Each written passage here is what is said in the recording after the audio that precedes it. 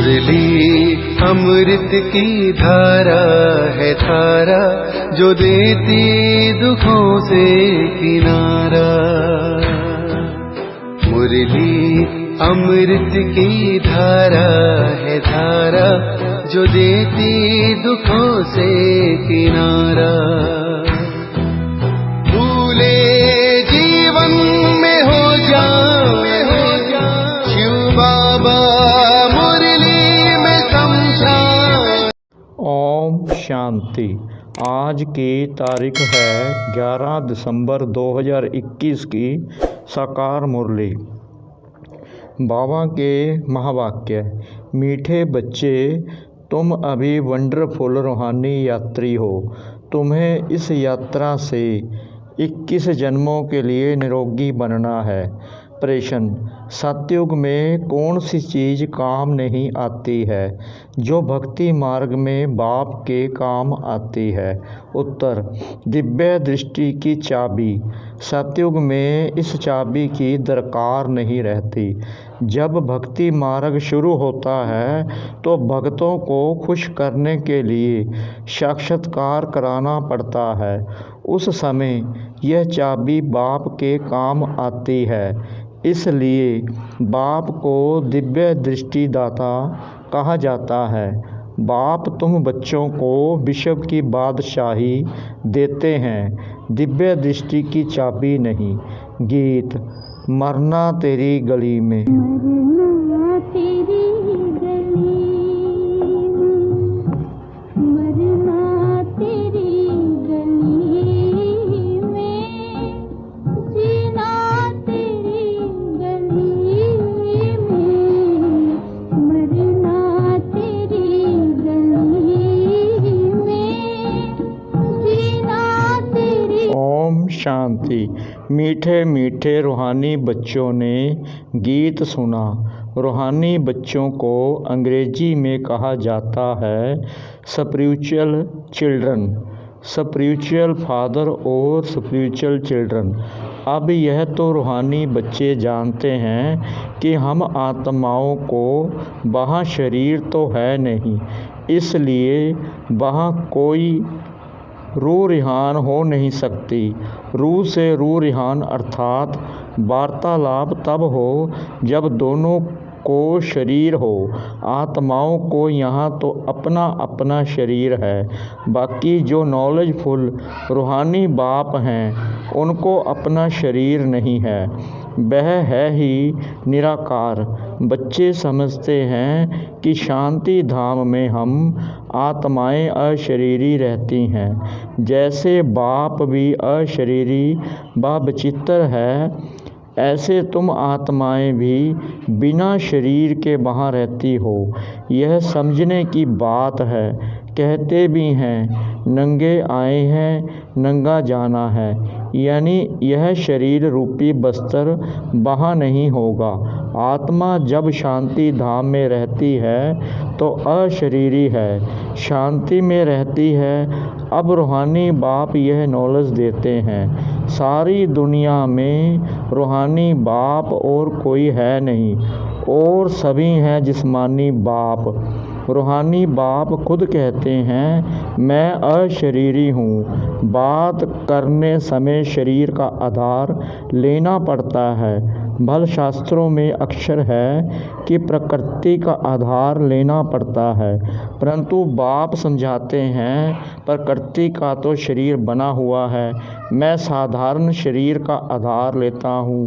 रूहानी बाप को रूहानी सर्जन कहा जाता है क्योंकि याद व योग सिखलाते हैं, जिससे हमारी आत्मा एवर निरोगी बन जाती है। 21 जन्म कभी रोगी नहीं बनते। फिर जब माया का राज्य होता है तो हम रोगी बन जाते हैं। बाप आकर हमको 21 जन्मों के लिए निरोगी बनाते हैं। बाप को यात्रा सिखलाने वाला पंडा भी कहा जाता है। हम वंडरफुल रूहानी यात्री हैं। इस रूहानी यात्रा को और कोई मनुष्य मात्र दुनिया में नहीं जानते हैं। भारत खास और दुनिया आम। हमेशा ऐसे कहा जाता है, खास हमको यह रूहानी यात्रा सिखलाई जाती है। कौन सिखलाते हैं? Spiritual father. जिस्मानी यात्राएं तो मनुष्य जन्म जन्मांतर करते आए हैं। कोई तो एक जन्म में 2-4 यात्राएं भी करते हैं। वह कहेंगे जीव आत्माओं की यात्रा, और यह है आत्माओं की यात्रा।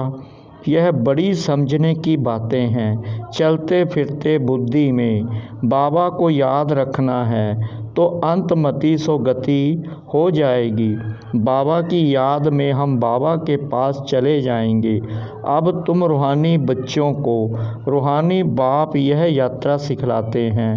गीता में मनमना अक्षर है, परंतु उनका अर्थ भी कोई समझते नहीं है। बाप कहते हैं मुझे याद करो तो तुम्हारे पाप भस्म होंगे। फिर क्या होगा? तुम बच्चे जानते हो, हम याद से तमो प्रधान से सतो प्रधान बन जाएंगे। इस समय सब तमो प्रधान है। सारा झाड़ जड़ जड़ी बूट हो गया है। अब आत्मा सतो प्रधान कैसे बने? वापिस घर में कैसे जाए? वहाँ तो पवित्र आत्माएं ही रहती हैं। फिर यहाँ शरीर धारण करते रजो तमो में आती हैं। हर चीज़ की स्टेज होती है, गाते भी हैं। दुनिया बदल रही है। इनको कहेंगे पुरानी दुनिया, आयरन एज। नई दुनिया को कहा जाता है गोल्डन एज, सतयुग। अब बच्चों की बुद्धि में यह होना चाहिए, जब सतयुग था तो आदि सनातन देवी देवता धर्म था। अभी वह धर्म नहीं है। डिटिज्म, इस्लामिज्म, बुद्धिज्म, क्रिश्चियनिज्म यह मुख्य है। युगों पर भी समझाया है कि मुख्य 4 युग हैं। बाकी यह ब्राह्मणों का संगम युग है, गुप्त। परम पिता परमात्मा ही आकर ब्राह्मण देवता क्षत्रिय धर्म स्थापन करते हैं। यह सब बातें बच्चों को याद रखनी है और अपना बुद्धि योग बाप के साथ रखना है। मूल बात ही है विक्रमाजीत बनने की। बरोबर हम सतो प्रधान पवित्र थे। असल में 24 कैरेट सोना थे। फिर सतों में आए 22 कैरेट बने। फिर रजों में 18 कैरेट, तमों में 9 कैरेट बने। सोने की डिग्री होती है। यह आत्मा की ही बात है। जैसे भमरी छींछी कीड़ों को ले आती है, उनको बैठ आप समान बनाती है, तुम भी भूं भूं कर मनुष्य से देवता बनाते हो। भमरी कीड़े को ले आकर घर में एकांत में बिठाती है। उनमें भी कितना अक्ल है। तुम्हारी आत्मा में भी ड्रामा अनुसार पाठ नूंदा हुआ है। तुम जानते हो, कल्प पहले भी रूहानी बाप से हमने रूहानी ज्ञान सुना था। कल्प कल्प सुनते रहेंगे। नथिंग न्यू, यह भी बाप ही समझा सकते हैं। झाड़ को जानने वाला तो बीज है ना। बाप आते हैं तुमको त्रिकालदर्शी बनाने, तीनों कालों की नॉलेज देते हैं ना। तुमको जीते जी एडॉप्ट करते हैं, जैसे कन्या को भी जीते जी एडॉप्ट करते हैं कि यह हमारी स्त्री है। अब प्रजापिता ब्रह्मा की स्त्री तो है नहीं, तो यह एडॉप्ट होते हैं। परम पिता परमात्मा ब्रह्मा द्वारा एडॉप्ट करते हैं। तुम भी कहते हो यह हमारा बाबा है। परम पिता परमात्मा बाप भी कहते हैं तुम मेरे बच्चे हो। वह शिव बाबा है रूहानी। प्रजापिता ब्रह्मा दादा है जिस्मानी। रूहानी बाप जब तक शरीर में ना आए तो नॉलेज कैसे सुनाए? परम पिता परमात्मा को ही नॉलेजफुल कहा जाता है। कोई भी प्रकार की नॉलेज हमेशा आत्मा में ही रहती है। जिस्मानी नॉलेज भी आत्मा ही पढ़ती है ना। परंतु तमो प्रधान होने के कारण आत्म अभिमान कोई को रहता ही नहीं। आत्म अभिमानी तुम अभी बनते हो। सतयुग में यह बातें नहीं समझाई जाएगी। इस समय बाप कहते हैं तुम अपने को आत्मा समझ बाप को याद करो, क्योंकि पापों का बोझा इस समय सिर पर है, वह उतरना है। बाप को बुलाते भी इस समय है कि आकर पतितों को पावन बनाओ। आत्मा ही इंपोर तमो प्रधान बनी है, इसलिए बाप को याद करती है। भगत कोई भी नहीं जानते कि परम पिता परमात्मा कोई बिंदी है। बिंदी का तो मंदिर बना न सके, शोभा ही नहीं होगी। एक तो लिंग बनाते हैं, फिर साक्षात्कार के लिए कहते हैं हजारों सूर्यों से तेजोमय है। क्या लिंग इतना तेजोमय है? जैसे अर्जुन के लिए दिखाया है ना, उनको साक्षात्कार हुआ तेजोमय रूप का। कहा हम तेज सहन नहीं कर सकते हैं। यह अक्षर सुना हुआ है ना, यहाँ भी शुरू में बहुतों को साक्षात्कार हुआ था। कहते थे बंद करो, हम सहन नहीं कर सकते हैं। आंखें लाल हो जाती थी। वह समझते हैं हमने परमात्मा का साक्षात्कार किया। किसने कराया? कृष्ण ने तो नहीं कराया, शिव बाबा ने ही साक्षात्कार कराया। उनको दिव्य दृष्टि दाता कहा जाता है। बाप कहते हैं चाबी मैं तुम बच्चों को नहीं दे सकता हूँ, यह चीज़ मुझे ही भक्ति मार्ग में काम आती है। सतयुग में इसकी दरकार नहीं रहती। तुम पुजारी से पूज्य बन जाते हो।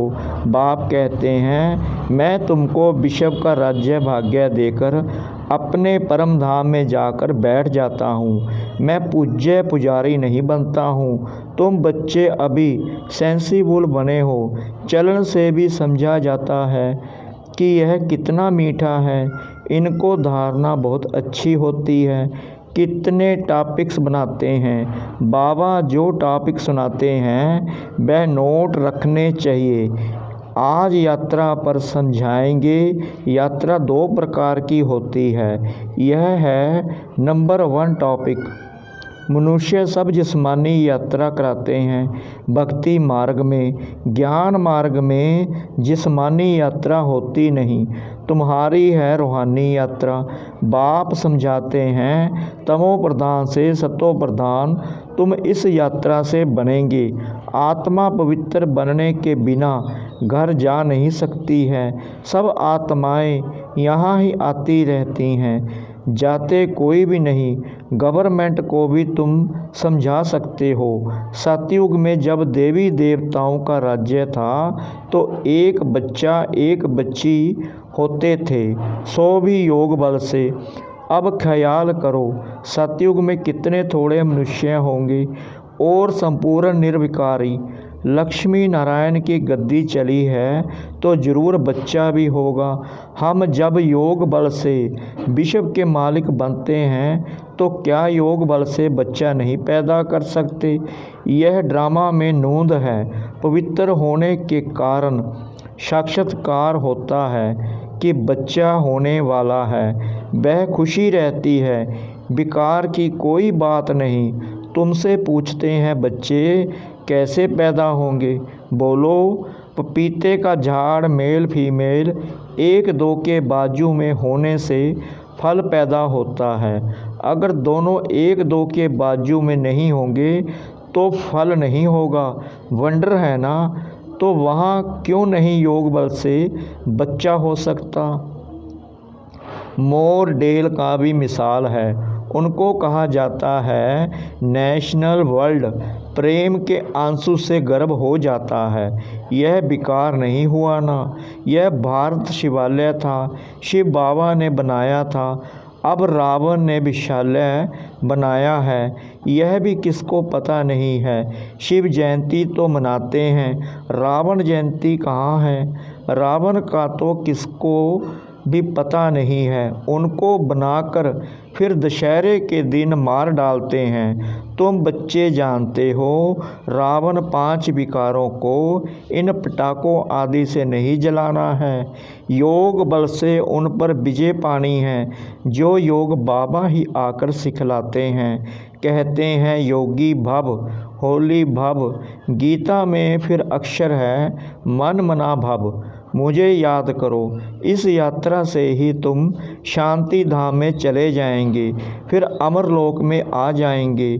मनुष्य यात्रा पर जाते हैं तो पवित्र रहते हैं। काशी में जाने वाले पवित्र रहते हैं, परंतु काशी में रहने वाले कोई पवित्र नहीं रहते। यहाँ रावण राज्य में है पतितों का व्यवहार पतितों से, वहाँ है ही पावन का व्यवहार पावन से। फिर भी नीचे तो उतरना ही है। बाबा ने समझाया है, आधा कल्प है दिन, आधा कल्प है रात। यह भी ब्राह्मणों की बात है। ब्राह्मण ही फिर देवता बनते हैं। नई दुनिया में लक्ष्मी नारायण कहाँ से आए? कोई लड़ाई तो नहीं की। महाभारत लड़ाई दिखाते हैं, फिर उनकी रिजल्ट तो कुछ भी दिखाते नहीं हैं। कहते हैं 5 पांडव थे। तुम कितने पांडव हो? तुम हो रूहानी पंडे। जानते हो अब सबको वापस जाना है। बाबा आते ही हैं सबको ले जाने। वह है सुप्रीम पंडा अथवा गाइड लिबरेटर। माया से मुक्त कर साथ ले जाते हैं। साथ में ले जाने वाला गाइड तो ज़रूर चाहिए। यह बातें बुद्धि में अच्छी रीति याद रहनी चाहिए।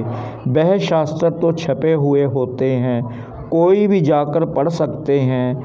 यह ज्ञान तो बाप ही देते हैं, फिर शास्त्र पढ़ने की बात ही नहीं।